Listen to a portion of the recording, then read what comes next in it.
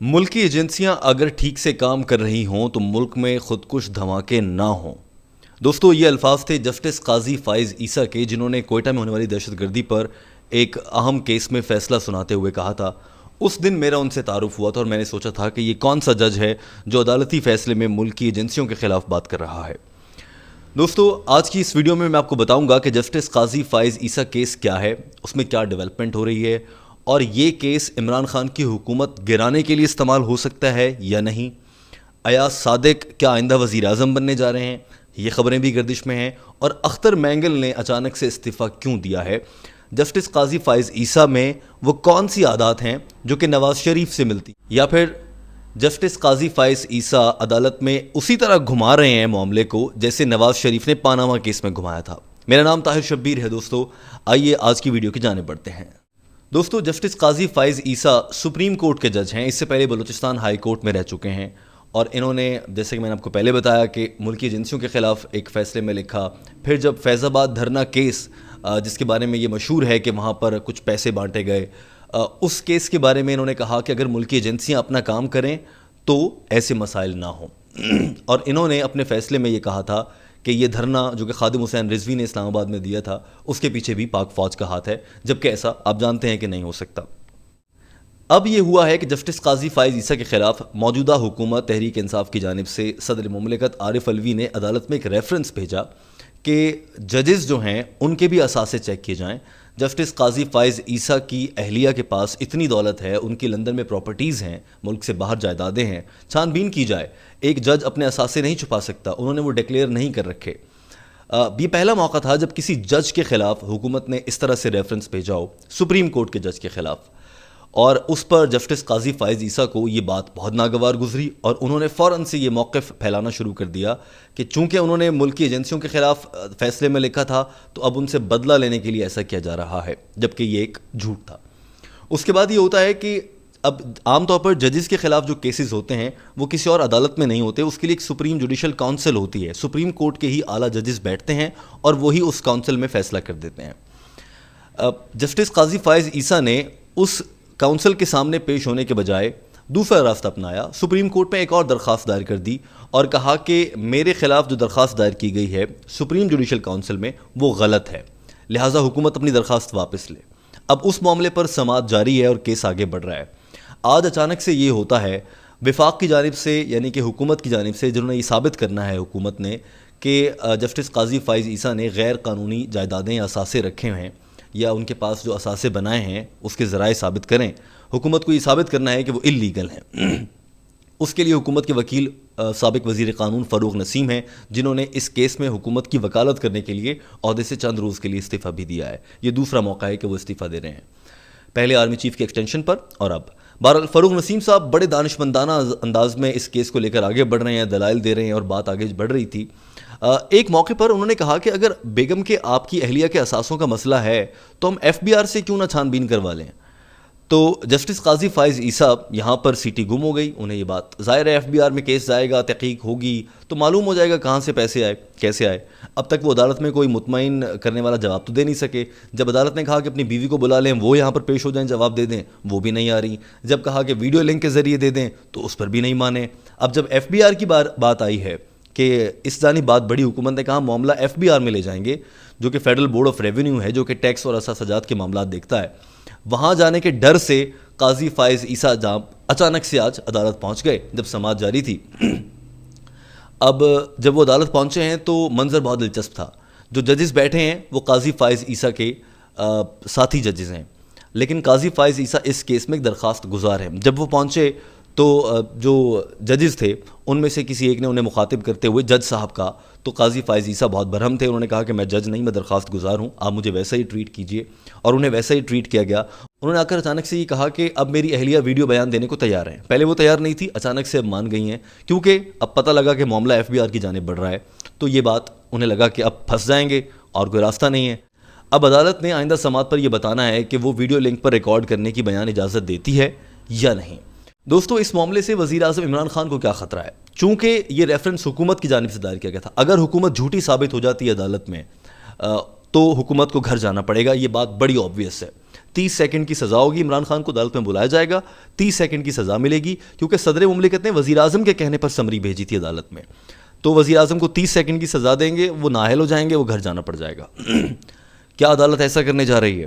اب یہ چہما گوئیاں چل رہی ہیں, اور ہم نے یہ دیکھا ہے کہ فروغ نسیم نے اپنی طرف سے بہت اچھے سے نبھایا ہے, مگر وزیر اعظم کو گھر بھیجنے سے متعلق صرف عدالت سے یا اس کیس سے اشارے نہیں مل رہے, وہ اشارے مختلف کالمز اور صحافیوں کی ٹویٹس سے بھی مل رہے ہیں, بلکہ ایک بڑا اہم چینج جو آج ہم نے دیکھا وفاق میں, اس سے بھی مل رہے ہیں. سردار اختر مینگل, جن کی قومی اسمبلی میں 4 نشستیں ہیں, تحریک انصاف کی حکومت اس لیے قائم ہے کیونکہ اس کے پاس 13 اضافی سیٹیں ہیں اپوزیشن کی نسبت, یعنی کہ 13 سیٹوں کی برتری ہے, ان میں سے 4 BNP مینگل کی ہیں, 2 آزاد امیدوار ہیں, کچھ MQM کے ہیں, تو یوں کر کے تحریک انصاف کی اکثریت ہے.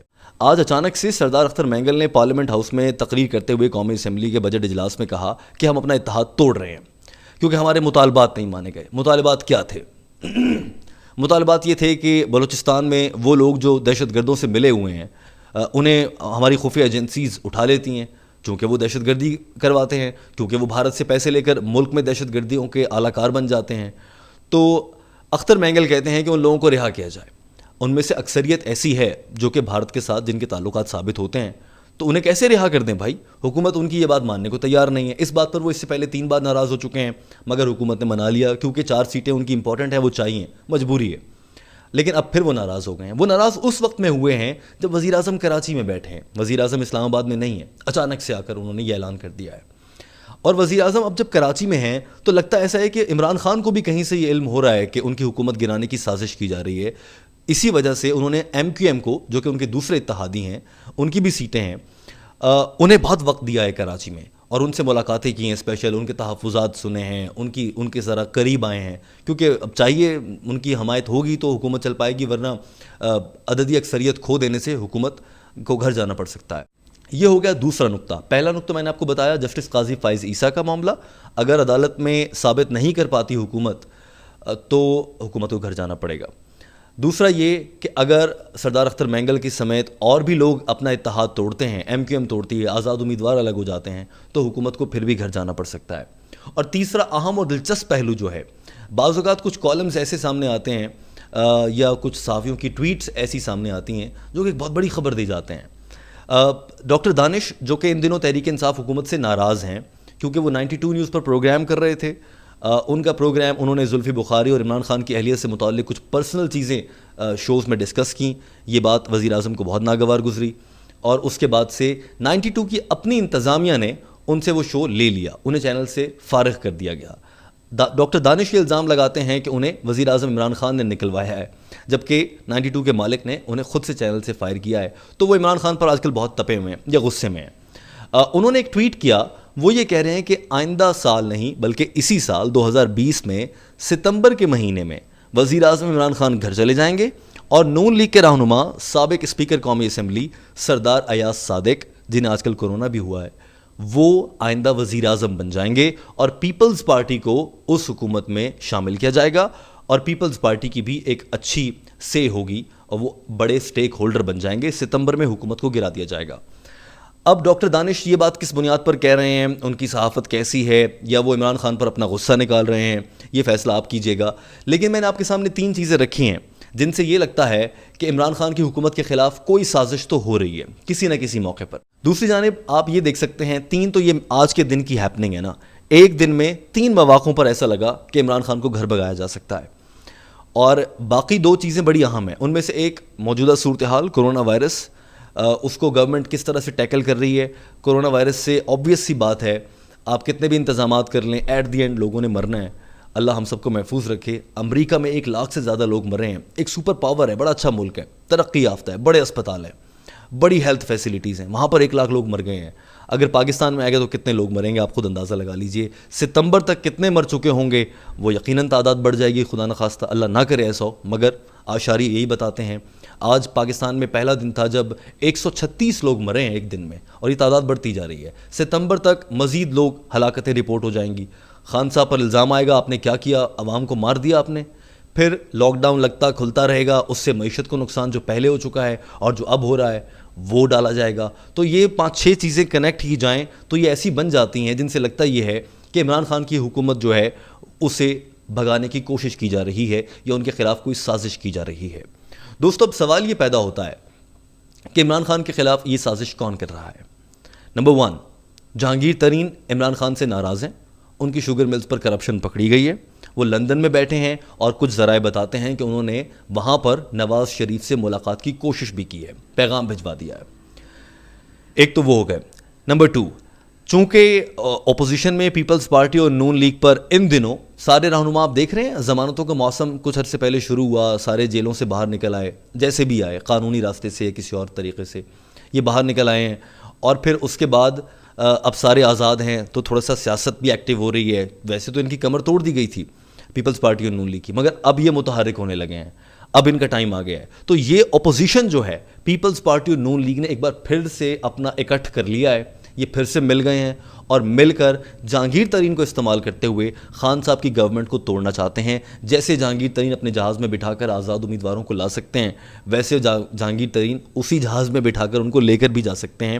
اس سوچ کے تحت پیپلز پارٹی، نون لیگ ایک بار پھر سے مل گئے ہیں اور یہ عمران خان کے خلاف اتحاد بنا چکے ہیں. جیسا کہ میں نے آپ کو یہ بتایا کہ ڈاکٹر دانش یہ کہہ رہے ہیں کہ جب ستمبر میں عمران خان جائیں گے اور ایاز صادق وزیر اعظم بنیں گے تو پیپلز پارٹی کا اس میں حصہ ہوگا حکومت میں. یہاں سے چیزیں کنیکٹ ہو رہی ہیں، آپ بھی کنیکٹ کر سکتے ہیں ان چیزوں کو سمجھتے ہوئے. تو اگر دیکھا جائے اب عمران خان صاحب کے لیے تھوڑا سا مشکل وقت شروع ہوا چاہتا ہے. انہیں اپنی حکومت بھی بچانی ہے، انہیں کرونا وائرس سے بھی لڑنا ہے، ملک کی معیشت بھی بچانی ہے. یہ جو اتحادی چھوٹے موٹے ٹوٹ پھوٹ کے ادھر بھاگ رہے ہیں ان کو بھی روکنا ہے.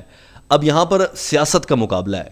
جہاں تک سیاست کو دیکھا جائے تو خان صاحب بہت ہی ایماندار، بڑے پولیٹیشین، چیزوں کو سمجھنے والے ایک لیڈر ہیں.